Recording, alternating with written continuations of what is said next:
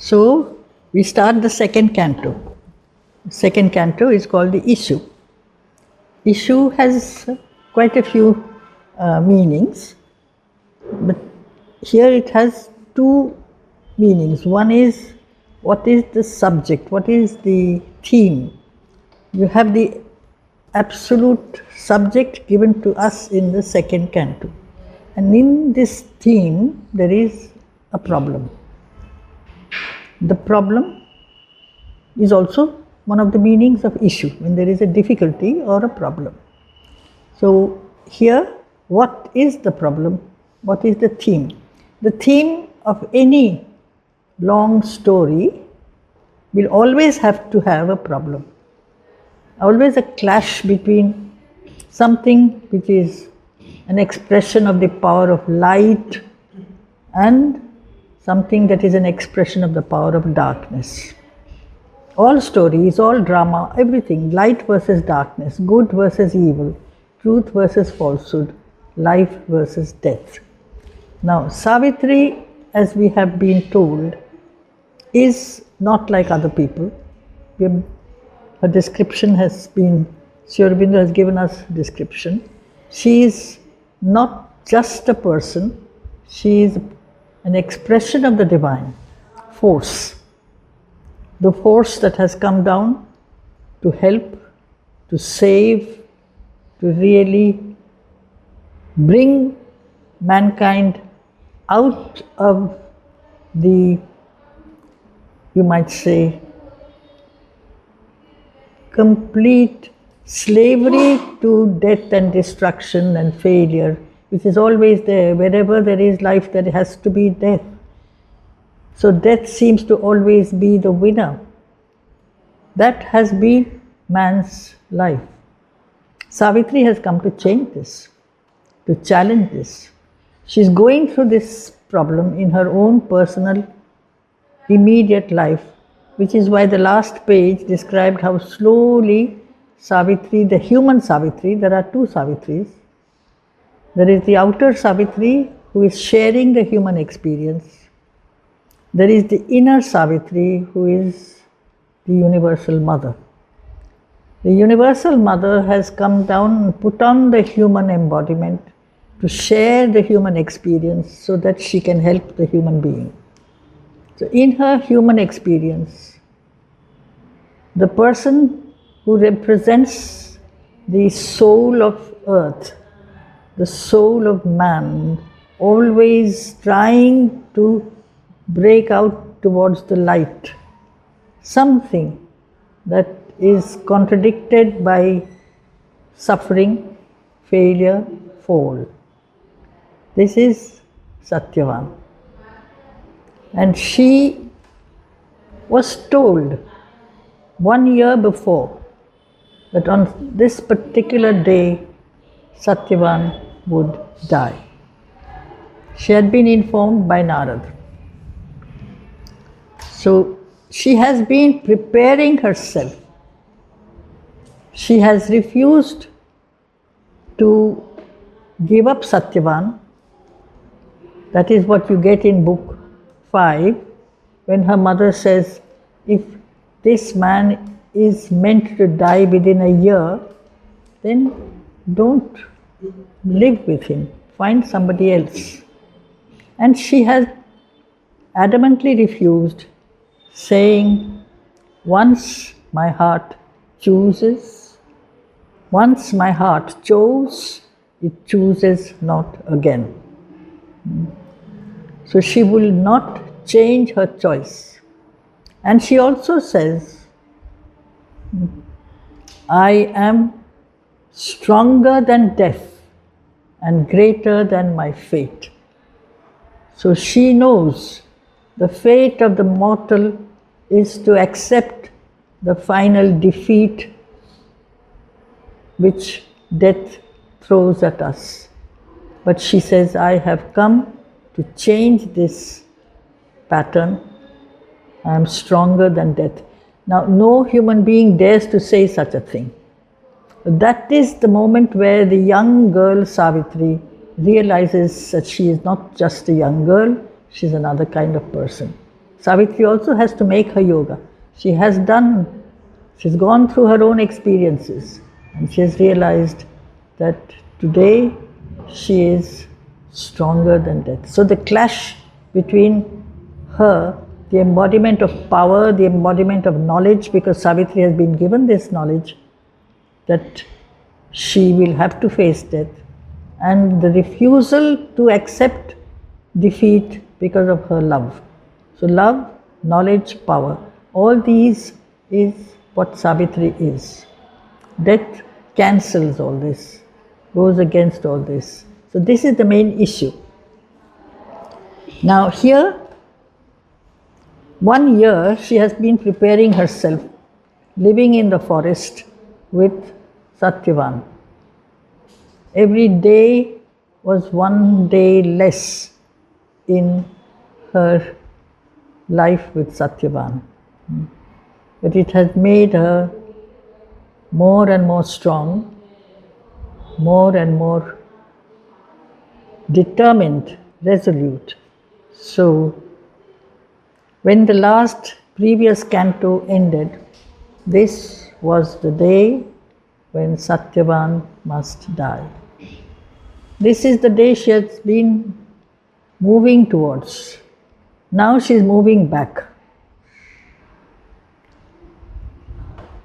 A while, withdrawn in secret fields of thought, her mind moved in a many-imaged past that lived again and saw its end approach.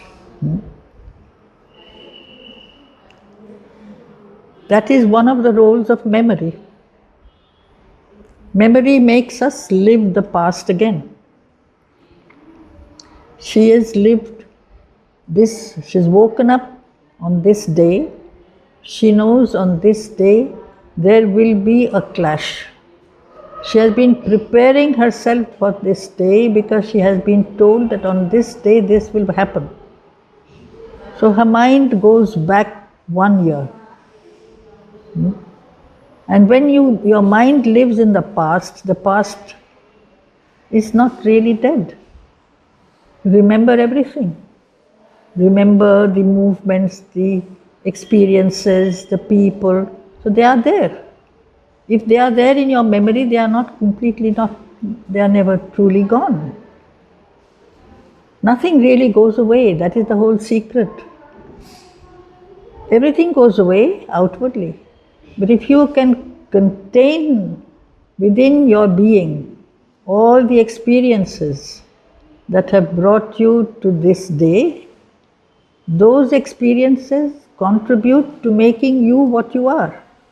And those experiences remain within you. So here, she is going backwards in the past, many imaged, because there are different stages of her life. She was once upon a time a little girl, was the daughter of a king. She lived surrounded by love, luxury, all the wealth that earth can give. Then there was this young woman who found Satyavan. Then there was the person who refused to give in to death, to accept the failure of her life with Satyavan, the failure that would end in death. For that moment, it's not enough to refuse, you have to prepare yourself. You have to strengthen your nature. So this 1 year is the year of Savitri's yoga. The divine avatar also has to do his yoga, her yoga. The inner preparation, because the divine becomes human. When the divine becomes human, the divine goes through the human experiences. So that from the human, he or she can show the human being the way back to the divine. He becomes like us so that we may become like him. That is the reason why she shared in the human experience. In her inner life, that year lived once again, and saw its end approach. The end has come today. Dying, it lived imperishably in her. So this is the whole mystery. When you have lost something, if you can contain it in your consciousness, like you are no longer so young. You may be 70 years old, but you can live your life as it was when you were 15. And you can relive those experiences. They are there inside you. Nothing goes away. It only changes its outer form. Nothing goes away. As long as we can contain in ourselves all that has contributed to our becoming what we are, that remains within us, shaping us, preparing us to move into the future. So it is actually the past, present, future. These divisions that we make are because we are not capable of containing in our understanding, in our consciousness, that they are part of one whole. Time is one. But because we see only just now, we've forgotten what was yesterday. We don't know what is tomorrow. So we divide into 3 fragments. And it is really, from our mental point of view, the past is over. The future is not yet. The present is so short, it is over before you have talked about it. So what is time? Is it a paradox? Does it exist? And yet we cannot exist outside time. And that is the whole problem. Is man an illusion? Is his existence something unreal? But we live for something. All that is in the past has prepared the present and is preparing us for the future. Like the tree is already present in the seed. From the seed, slowly the tree comes out, but the tree is not visible. The future is not yet visible, but it is present. Because it is present, the seed slowly becomes a tree. So this is the whole thing. It is, if we can stretch our understanding, our consciousness, we realize that we are permanent. Nothing goes away. If we live in small fragments of understanding, like we usually do, little dots of time, then nothing is permanent. It depends on what we are. If I see only this moment, I can't see anything else. If I can widen myself, I can see that I'm part of the all. That is the whole secret. Now she is living this moment, knowing that all the past has prepared this moment. Dying, this present moment, lived imperishably in her. The past is living inside her because the past has prepared the future. Transient and vanishing from transient eyes, invisible, a fateful ghost of self, it bore the future on its phantom breast. This is one of the great questions thinkers have often asked. What is really time? Everything goes away. There is no such thing as past, it doesn't last. There is no such thing as future, it is not yet there. And yet we live for the future. We grow from the past toward the future. So if we can contain the wealth of knowledge and experience that the past has given us, we can move consciously towards a greater future. We can create our own journey. Life is a journey. It's not little dots in time. We can move along the road. So, otherwise it is transient. Transient, that which lives for a very little while. that which is very short-lived. And the next line, in the same word, you have the word imperishable. The past is transient, the past is imperishable. It doesn't die. Man is transient, man is imperishable. It depends on where he takes his stand. If I take my stand, if I have really turned myself to that in me, which in me is eternal, because there is, then what am I? I am the eternal. I don't die. If I take my stand, if my outlook is only on the outside, nothing lasts, everything goes away. So, you see, this is the whole secret of existence. Where do I take my stand? Do I look outside? Everything is going away. Morning becomes afternoon, afternoon becomes night, and night prepares the morning. It's a continuous cycle. Nothing goes. It is always there. Morning was always waiting in the night. And yet if I live in the moment, I say, no, it's finished. Morning is over, afternoon is over, now it is evening. Evening will become night. A continuous change. So this is the question that has bothered man. Is man a being of change? Is man a being that is permanent? He wants permanence. He does not like death. And yet everything in his outer being, outer surroundings change. Our bodies change, our minds change, our lives change, our experiences change. So it's a whole mystery. So transient and vanishing from transient eyes, invisible, a fateful ghost of self, because the past prepares the fate of the future. What you were has made you what you are. But it is what you are, or what you are going to be, is not yet made. It's a ghost in the sense that there is a outline, as a being, but it is not yet something that is lived. There is a difference between a form and a shape. When, for instance, let's say Anish, he wants to draw something. What you want to draw is there in your head? Yes, it is already there.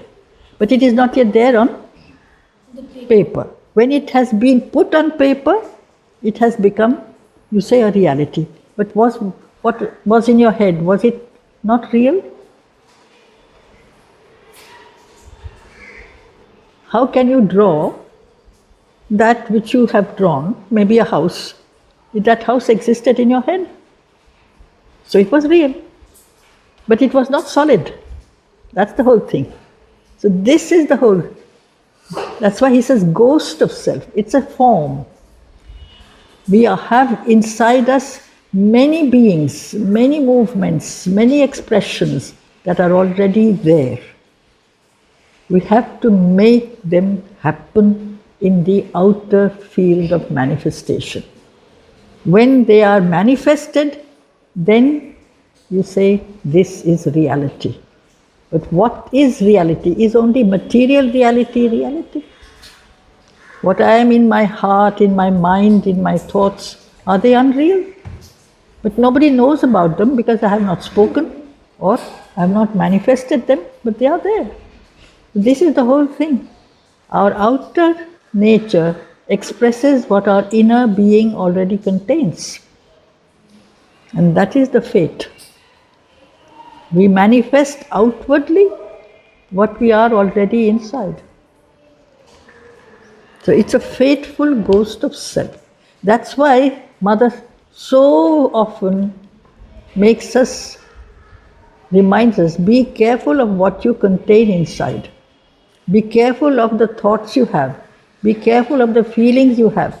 You may not express them, but they are there inside you. So they are shaping you. They are making a certain impact on your nature. You may not utter the words you want to speak. There are many thoughts you don't always speak, but they are there. And then there is a certain difficulty. But if you speak out what is there in your mind, in your head, you're put on the outer world of expression, that which you contained inside. So the past prepares the present, prepares the present which is an outer expression. And so she remembers now her past. What has brought her to this moment, to this day? She who had come from a far off land, from a completely different environment.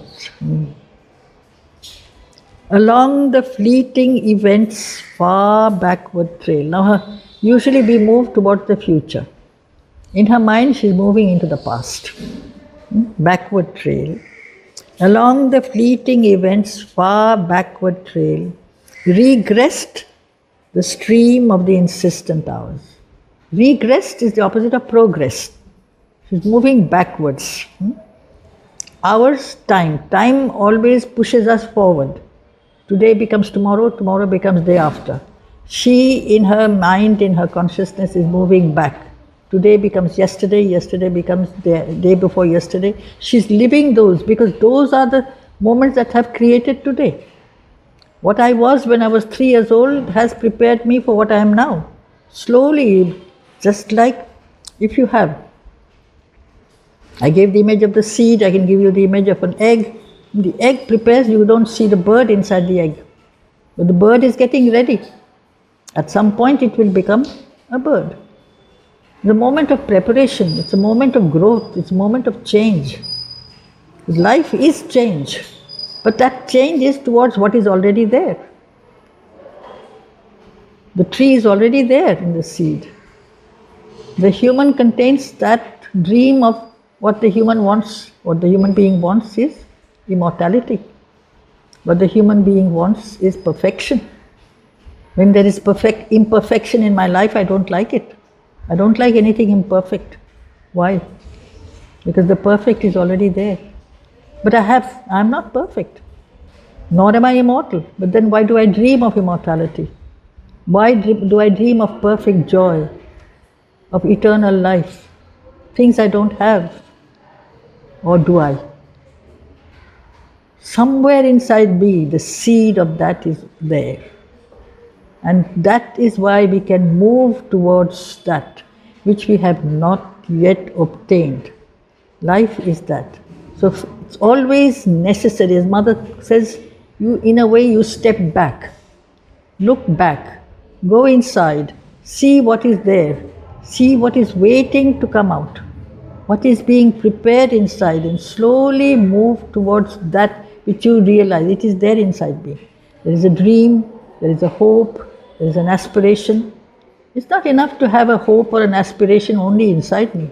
I have to make it happen. I have to manifest it. I have to express it. Otherwise it's sitting inside me just for how long? And unless I call it up, it will wait. It is an aspiration for the eternal, so it can wait eternally. But then so many lives are wasted. And I say, no, inwardly I am always turned towards the divine. Outwardly I am not at all divine. I am very undivine. So why do I have two personalities? Why am I outwardly imperfect, though inwardly I dream of perfection? This is what now is the issue. The issue is what is life? What is man? Is man food for death? Is man a candidate for manifesting the divine?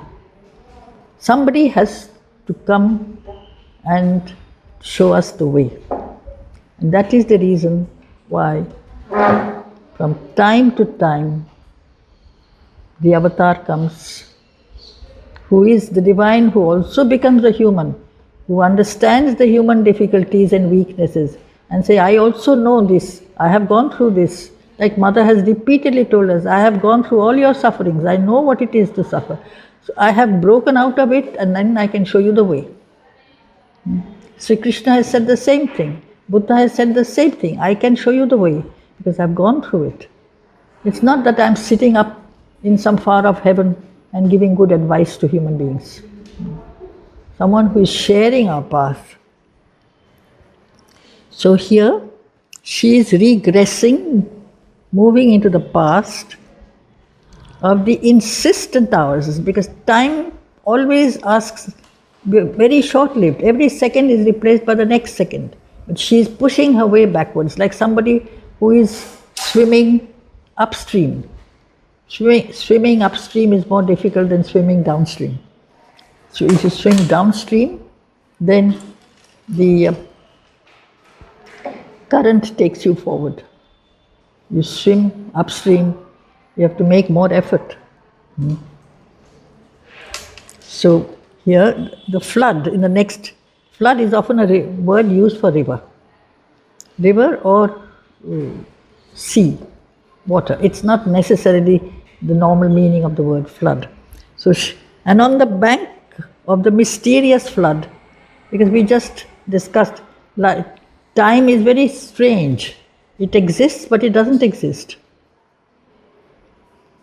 You can experience something only in time, and yet time doesn't exist. There is no such thing as time. There was this Greek thinker called Zeno, very great philosopher, and he had this problem of what is time? You cannot dive in the same river twice. Can you dive in the same river twice?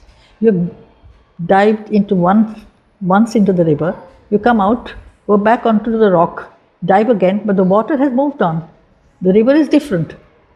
You take a second dive, but not in the same water. The water has moved on. You cannot experience the same field of time constantly. It's always changing. So, this is the mysterious flood, peopled with well-loved forms now seen no more. Because in her past, there were others, parents, friends, family, those who loved her, those who brought her up, who loved her, she loved them also. But she's left them all behind. Today she is living alone with Satyavan. And the subtle images of things that were. Subtle literally means very, very thin. The image is not solid now. It's only a form, it's not a shape anymore. The memory is always a form. I remember what life was like when I was 10 years old, when I was 12 years old.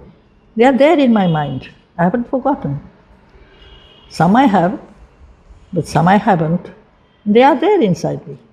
But they are not, they don't have density of material expression. That is the whole thing. So she is living that past. Her witness spirit stood, reviewing time. Now there is, if I look back into my own personal past, I feel how happy we were, how fortunate we were, how many things were given but to us by her, by mother. Today all that is no longer there, and we may feel unhappy or feel deprived. But if I am a witness spirit, I don't feel anything. The witness is one who watches, does not participate. Like when there is a play, actors take part in the play. The witness just watches, does not advise, does not take sides, does not say it is good, does not say it is bad. You just watch. That is the only way to really examine something. Usually when we look at something, behind our eyes there is a preference. We say this is nice. But in my mind there is an opinion, there is a preference, a ready-made way of looking at things. So we say this is good, this is not good. But if I am pure witness, there is no such thing. You just watch. It's neither good nor bad. This is what was part of the ancient wisdom. This was called the Sakshi Purush. This is the soul. It watches. It does not take sides. It does not say good or bad. Nothing is bad. If everything is part of the divine plan, there is nothing bad.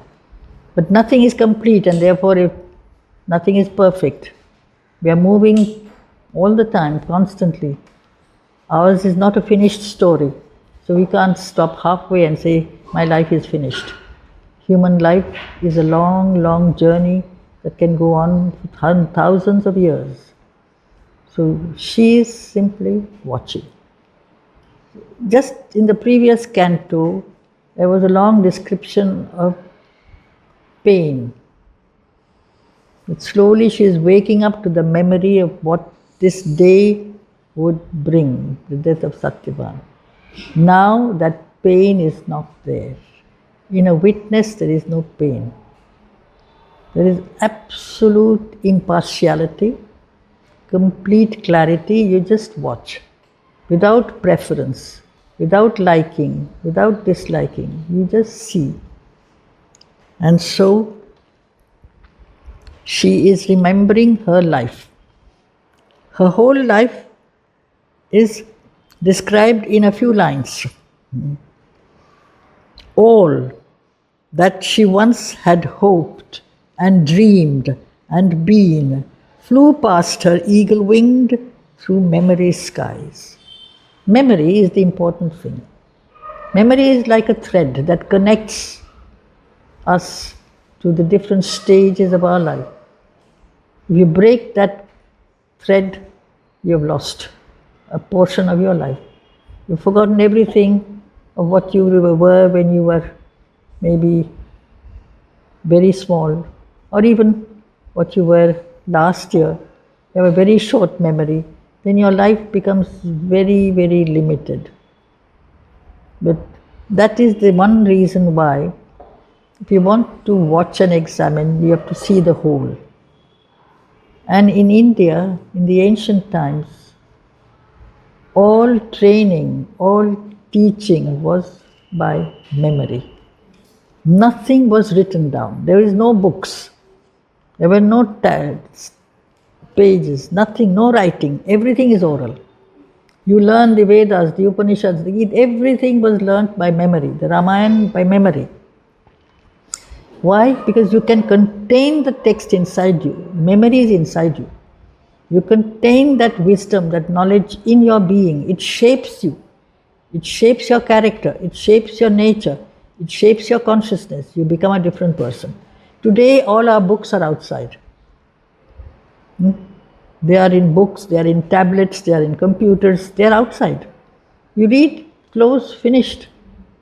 For a while it may touch you, and then you can wipe it off.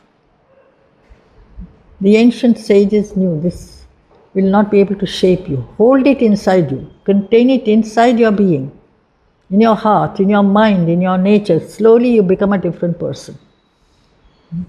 Gradually it shapes you, builds you into another person. That is why even as children, I remember, Mother kept on every day teaching us one sentence. Learn this by heart. And tomorrow come and tell me this sentence. You learn this sentence by heart. Another day, another sentence by heart. By heart, not by rote. Not automatically, by heart. So that it is there inside you. Your being changes. So, No, not Savitri. We were so small. Just one simple sentence. Usually always in French. Just that. Avec la patience, on arrive à tout. That's all. Dire toujours la vérité est le plus haut titre de noblesse. Like that. No Savitri. It's too much. Just one short sentence. You did not understand it.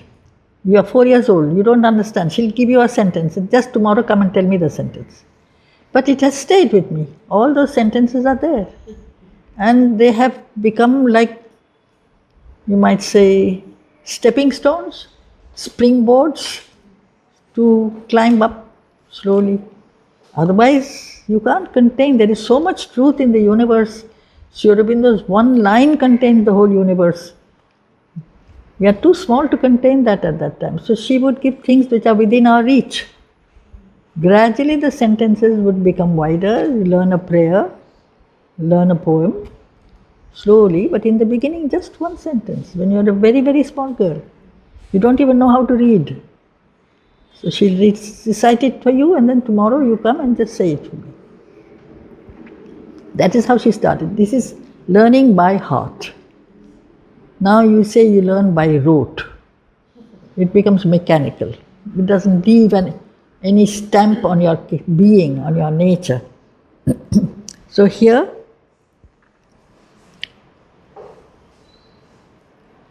as in a many-hued, flaming inner dawn, so there is light inside her. This is the symbol dawn. The inner forgetting is also like night. When you forget something, it has become wiped off, isn't it?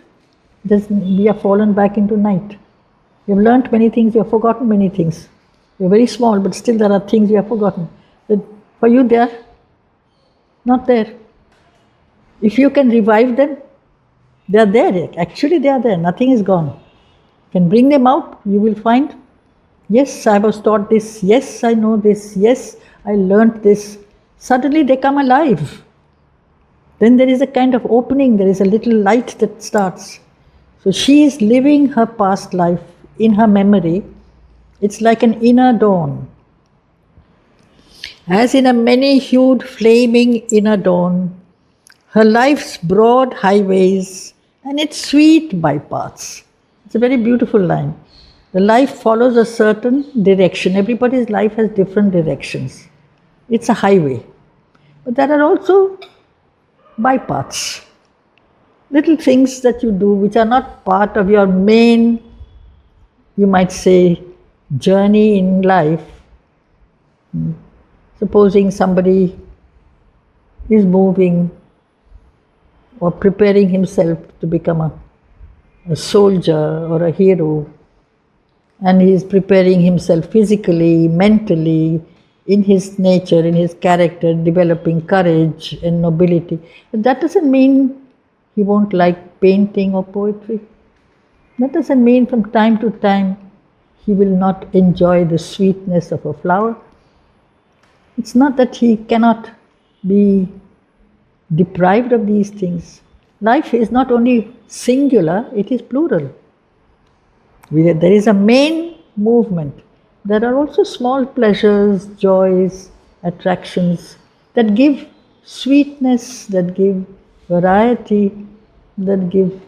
Life is various. We are open to variety. I have made a choice. I want to live one kind of life. All of us at some point have to make a choice. That doesn't mean we cannot appreciate, we cannot open to other things as well. I may not be a great artist, but I can enjoy the beauty of a painting. I won't spend time. But something in me flowers when I see a beautiful painting. So that is there. Those are the sweet bypaths. Lay mapped to her sun-clear recording view. The recording view is the view of the witness. The witness that is impartial, the witness that does not judge, that does not have any preconceived ideas. We have. That is one of the things. We come to experiences, we have been told this is not good, this is bad, this you should do, this you should not do.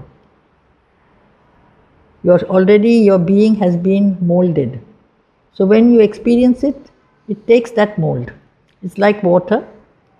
Your being is like a vase. Your vase has taken a shape. The water will take the shape of your vase. But if you have no ready-made notions, you just watch.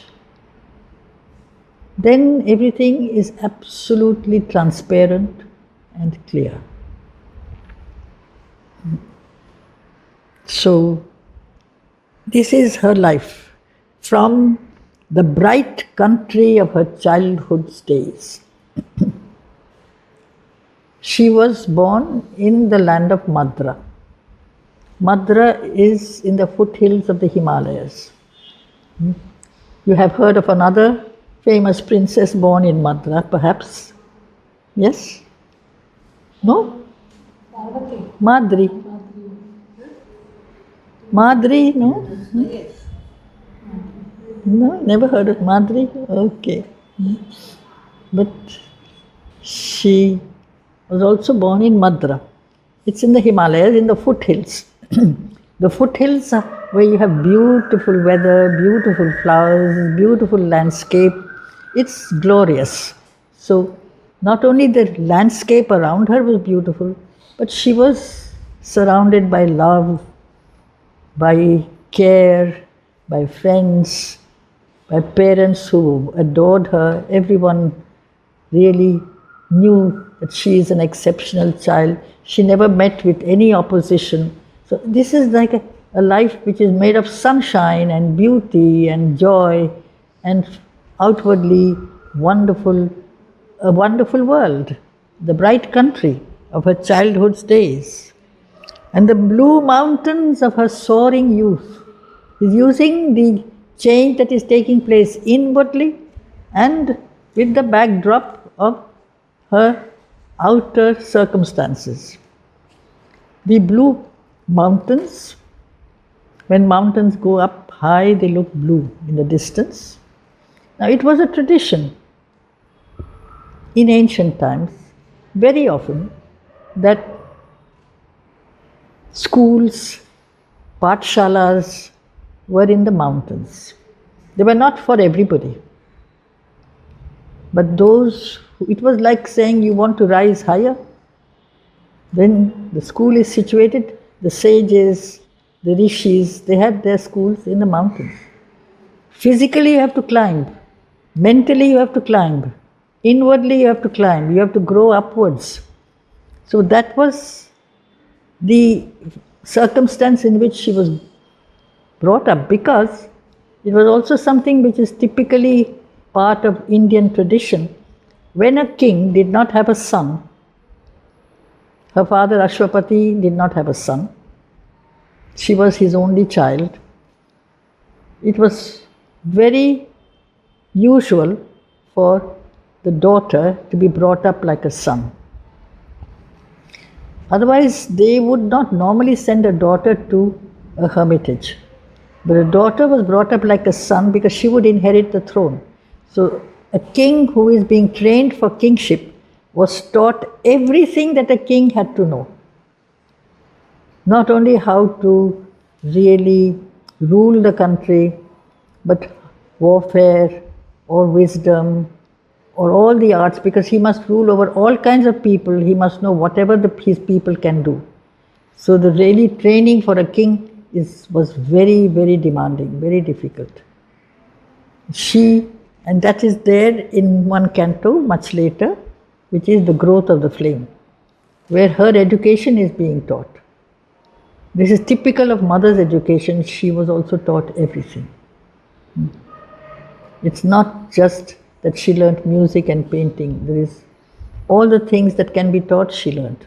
Science and mathematics, she was very good in mathematics. She was extremely, really talented in sports. All kinds of things that man can do, she attempted. So Savitri also is mother, because when Sri Aurobindo was asked, how are you describing mother when you are talking of Savitri? He said, yes, very simply. So here, a soaring youth. As a physical being, she is becoming bigger, taller, soaring in her mind, going up, in her emotions, in her vision, in her ideals, everything is going up. And the training is going upwards, like this mountain is the symbol of the earth aspiring towards the sun. The sun stands for the supreme. When earth aspires to the sun, it takes the form of a mountain. Mountain is matter, it's stone, but it wants to climb and climb and climb. It does not lose its way. It does not climb this way or that way. It climbs only upwards. And it is at some stage after her education, when she came to her father and said, I have something to do on this earth. I know what I have to do. But I have to find the person, the companion with whom I have to fulfill this task. Her father, who knew her, who was himself a rishi, he said, I know you have the knowledge. I have full confidence in you. You go. Alone, this young girl who was 18, because the education would last till 18, she got onto her chariot and she travelled across the whole Indo-Gangetic plain, and that is described again in the book, The Quest. She takes a long journey, and there on the other side of the plain, in the land of the Shalvas, she sees a young man. She doesn't know his name, but she tells her horses to stop. He hears the voice because she has called out to the horses. He turns around, he sees her from a distance, and he realizes it is for her that I have come on the earth. The two are far away, they don't know each other's names, they don't know who they are, they know yet that he is there on earth for her, she has come down on earth for him. And that is perfect harmony, perfect love. This is paradise. This is the land of Shalvas. She meets Satyavan. So, and the paradise grows and peacock wings of love. You get the image of as if the whole world is full of gorgeous beauty, like a peacock's, when it opens out all its feathers, you have the sense of so many moons have come out. It's gorgeous, it's beautiful. They have perfect, it's a very beautiful canto, the Book of Love. Then she just tells, they get married by themselves. She makes a garland, puts it on his neck, and the flame is the sun. There is no other witness, the sun is the witness. And they exchange their vows, but she says, I will have to just go back for a while, inform my father that I found the person that I am looking for, and I'll come back. So she gets back onto her chariot and comes back. And there in her father's house, Narad is waiting. He knew she would come back. He knew the day, and he informs them that she will lose Satyavan 1 year from that day. This day returning, Satyavan must die. And that is when she realizes she has not come to lose Satyavan. She is not going to give up. That is the moment when she says, I am stronger than death and greater than my fate.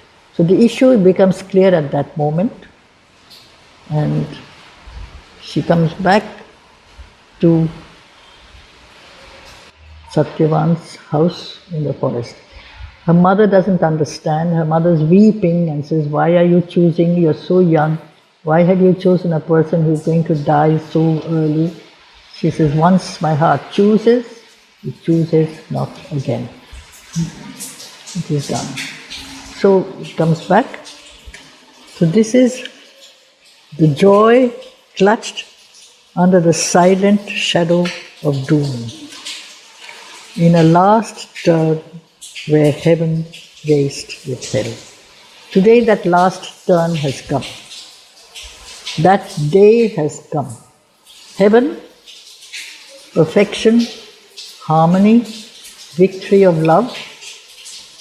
Hell, that which cancels everything, destroys everything, and so the clash. So this is the issue.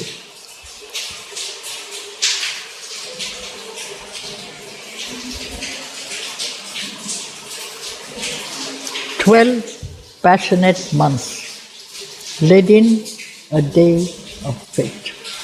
So she knew she has only 12 months to prepare herself for the great battle against death. She has not mentioned it to anybody, not even Satyavan, no one. His parents are there in the forest. His father is blind, his mother is old, but he has come to the forest to look after them. Everyone looks up to this girl, a new girl who has come to make their life beautiful, wonderful. She looks after the whole hermitage. She shares her personal problem with nobody. So keeps it inside her.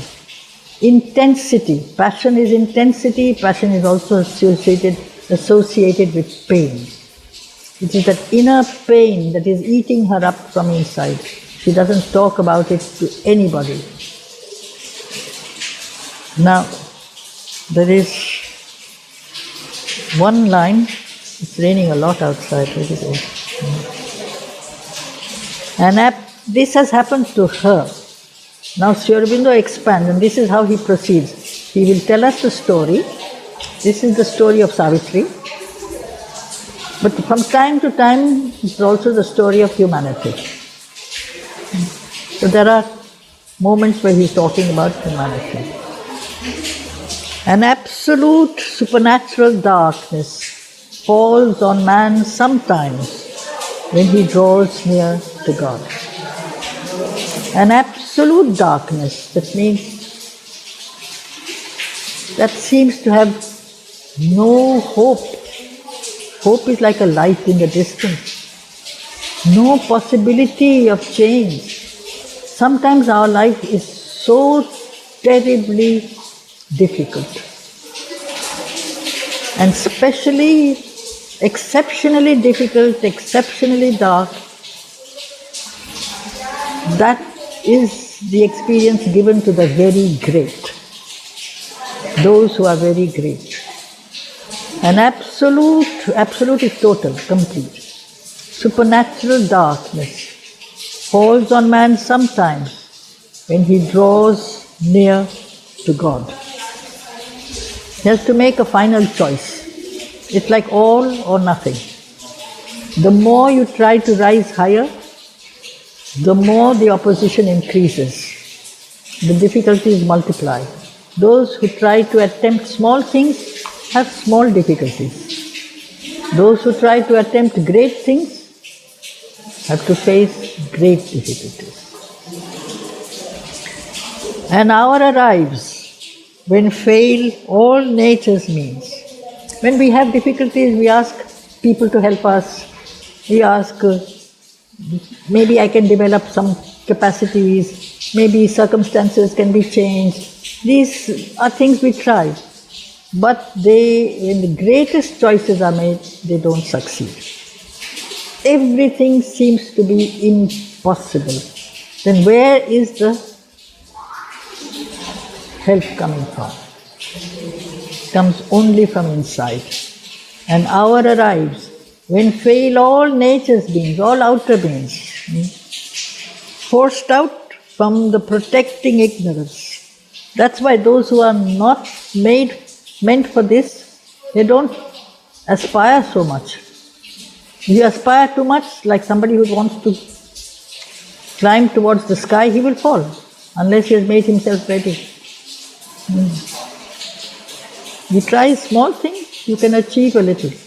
You try great things, you have to make yourself ready for that. So all nature's means will fail. Forced out from the protecting ignorance and flung back on his naked primal need. The naked person is the soul. Nothing outside you helps. Nobody is there. No time, no family, no friends, no country, nothing. The only help is inside. That one presence, not covered by different, wrappings of understanding and all the things that we usually define as what is really life.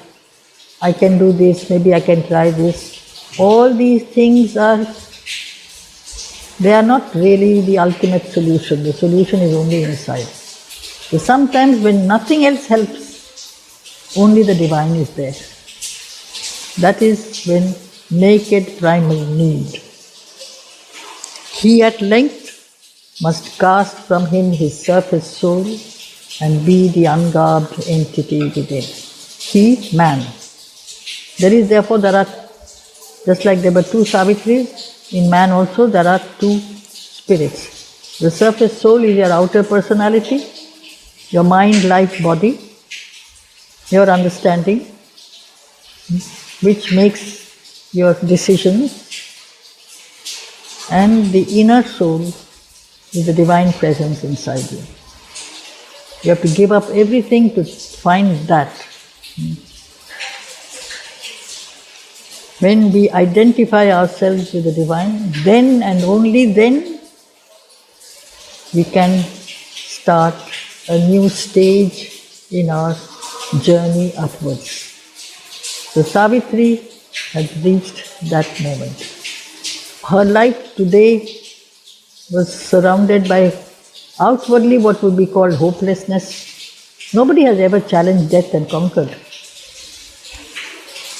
Nobody says, I will not let another die. I love him, I will not let him die. I may want or not want, nothing stops death, it will come. But if I say I am stronger than death, I am the creator of the universe, I am part of the universal Shakti, and I can trample death, then it is different. Then I have to become a different person. Inside me something else has to come out. That hour had fallen now on Savitri. Today she has become another person. She is not the beautiful, wonderful, selfless girl that she was. She is the embodied Divine Mother.